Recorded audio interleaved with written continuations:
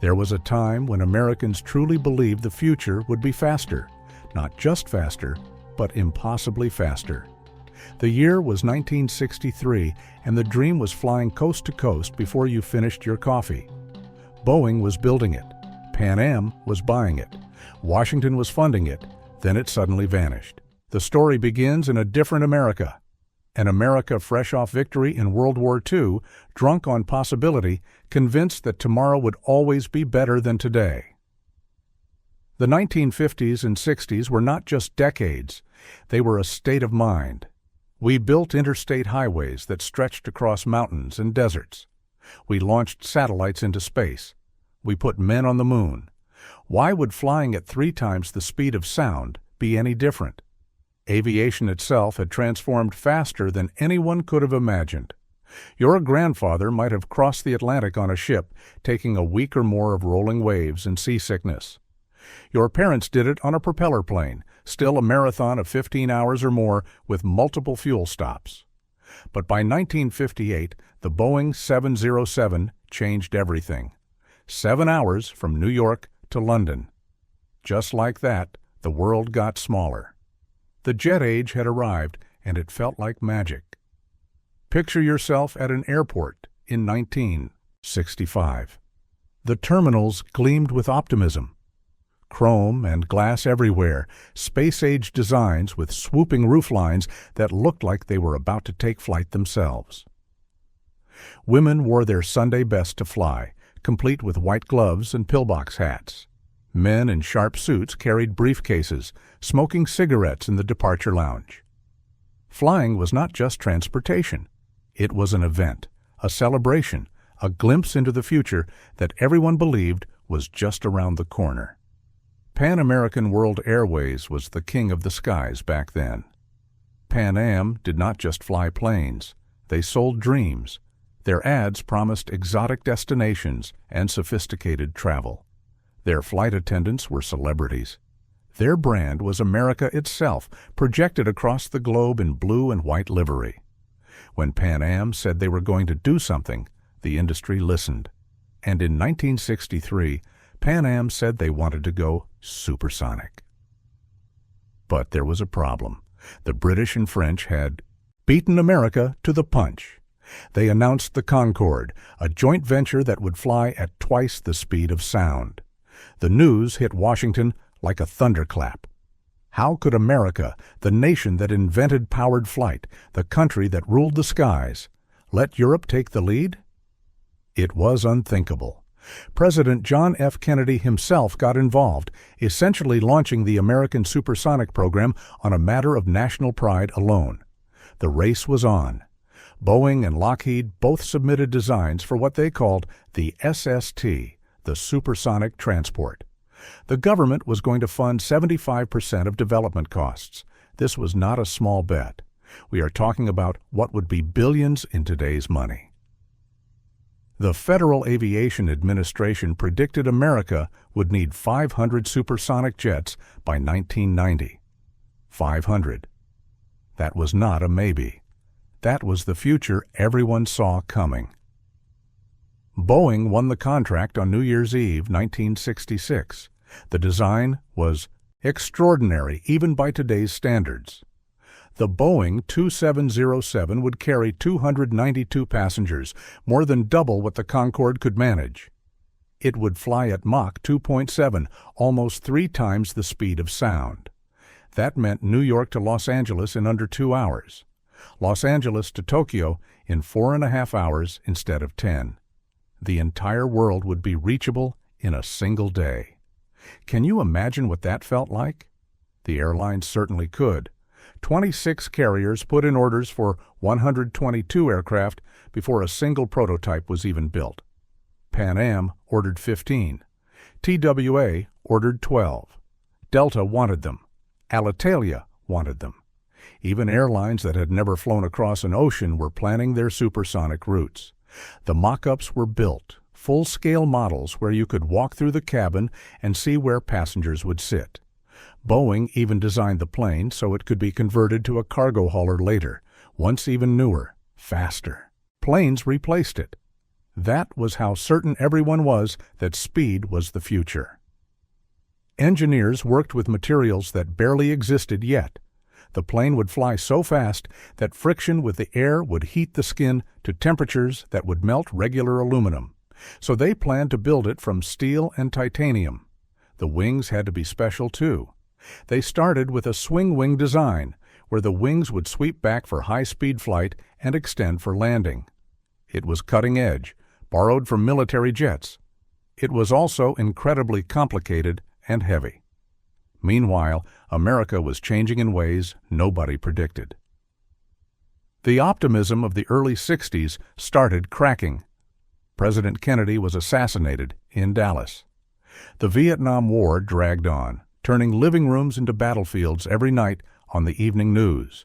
Cities burned in riots. Students protested. The country that believed it could do anything started asking if it should do everything, and people started asking questions about this supersonic jet. The questions were practical at first. Could the swing wing design actually work? It turned out the answer was no. The mechanism was too heavy, eating up too much of the plane's ability to carry passengers or fuel. Boeing had to scrap it and start over with a fixed wing, which meant redesigning huge portions of the aircraft. That cost time. That cost money. And time and money were starting to run out. Then came the boom. Not the economic kind, but the sonic kind. When anything flies faster than sound, it creates a shock wave that people on the ground hear as a massive boom, like thunder from a clear sky. The military had known about this for years, but nobody had really thought about what would happen when hundreds of supersonic jets started crisscrossing the country every single day. The Air Force did some tests in Oklahoma City in the mid-1960s, and people hated it. Windows cracked, buildings shook, lawsuits piled up, environmental groups started organizing. This was new, too. The modern environmental movement was just being born in the late 60s and early 70s. People started worrying about what all those supersonic jets would do to the ozone layer, flying at altitudes where the air was thin and fragile. They worried about the noise at airports. They painted a picture of a future where the skies were full of pollution and the ground shook with constant sonic booms. It was dystopian, the opposite of the gleaming tomorrow that the SST was supposed to deliver. The economics stopped making sense, too. When the program started, jet fuel was cheap, almost absurdly cheap. By the early 70s, oil prices were climbing. The supersonic jet would burn fuel at an astonishing rate, much more than conventional jets. The Boeing 747 had just entered service, and it could carry 3 times as many passengers while using less fuel. Suddenly, speed did not seem like such a good trade-off. Why fly 100 people, really? Fast when you could fly 300 people at a reasonable speed for less money? Congress started having doubts. Politicians who had championed the program began questioning whether spending over $1 billion on a supersonic jet was really what America needed. The debates got heated. Supporters argued it was about maintaining American leadership in aviation and technology. Opponents called it corporate welfare, government money being spent to benefit a few airlines and one aircraft manufacturer. The votes were close, but the tide was turning. In Boeing's factories in Seattle, workers knew what was coming. The company had already gone through a brutal recession. The 747 had been so expensive to develop that Boeing nearly went bankrupt. Tens of thousands of workers had been laid off. The SST program was supposed to be the next big thing, the project that would secure jobs for decades. But the delays kept piling up. The costs kept rising. The finish line kept moving further away. March 1971. That is when it ended. The Senate voted to cut funding for the SST program. The House of Representatives agreed. Just like that, the dream died. All those mock-ups, all those designs, all those years of work stopped dead. Boeing had to lay off thousands more workers.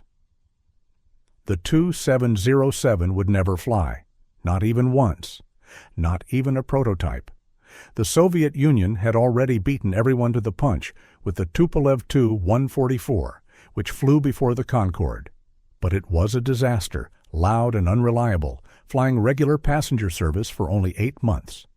The Concorde did eventually fly, entering service in 1976 with British Airways and Air France. It was beautiful, elegant, a triumph of engineering. But it was also expensive, loud, and limited. Only 14 were ever built. Only 2 airlines ever flew them. They could not fly supersonic over land because of the boom, which meant their routes were limited, mainly to crossing the Atlantic.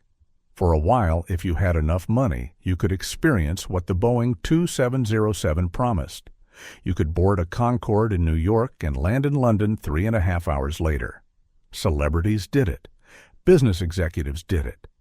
But regular families never did. The tickets cost more than most people made in a month. The future that was supposed to be for everyone became a luxury for the very few. And then even that ended. The Concorde flew its last commercial flight in 2003. Air France and British Airways retired their fleets. The supersonic age for passenger aviation was over. It had barely begun, and it was already history. The dream of fast, affordable supersonic travel for the masses never happened.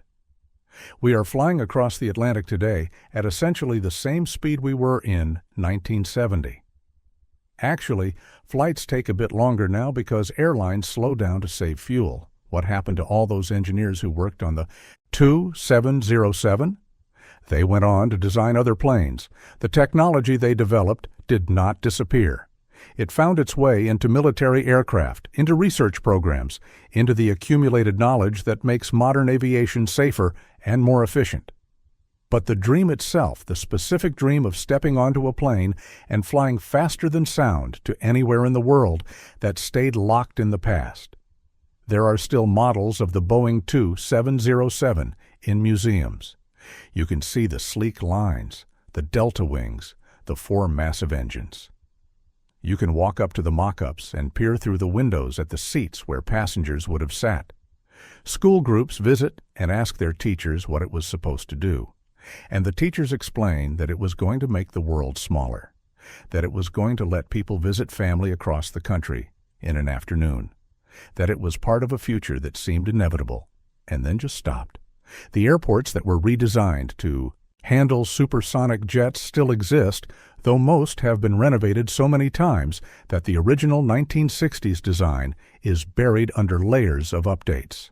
Kennedy Airport in New York, LAX in Los Angeles, San Francisco International. They all had plans for special gates and special runways to handle the Boeing SST.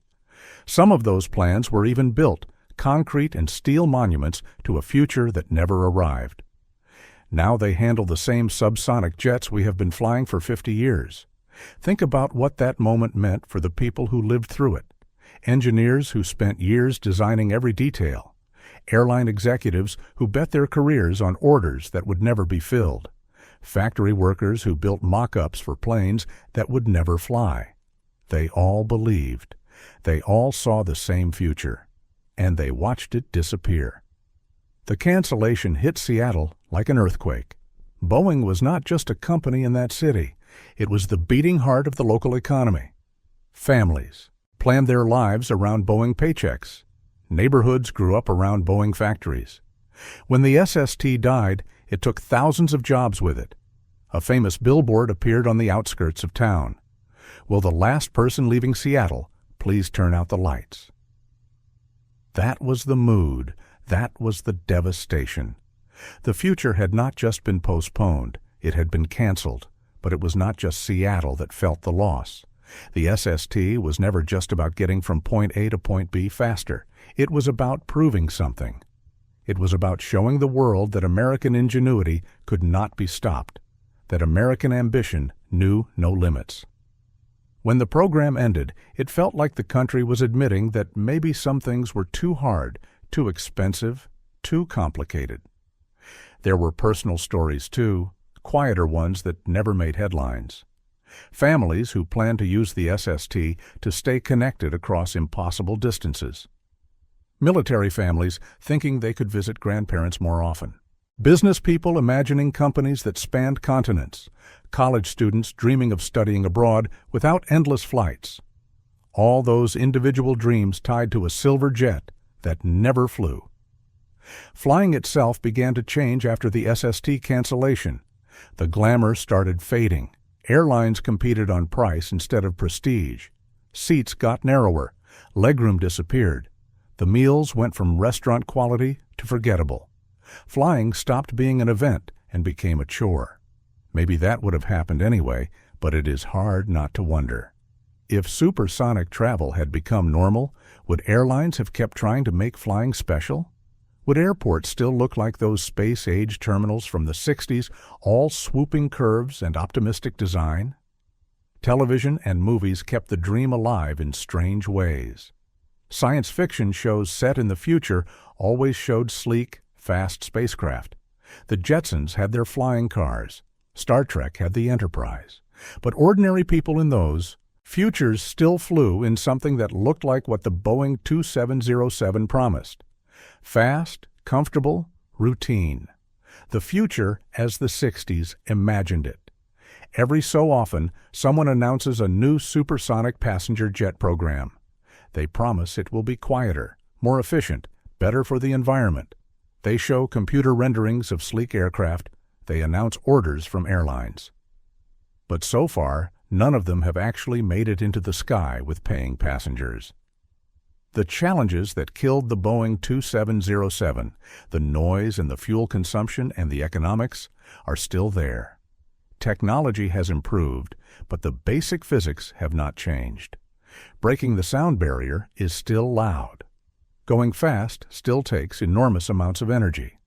Some people say we made the right choice in 1971.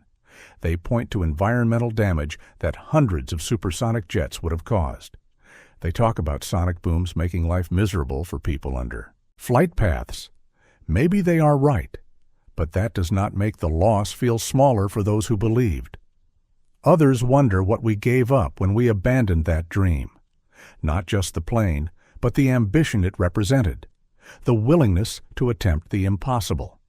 The belief that progress meant going faster, reaching further, pushing harder against limits. When did we stop believing that?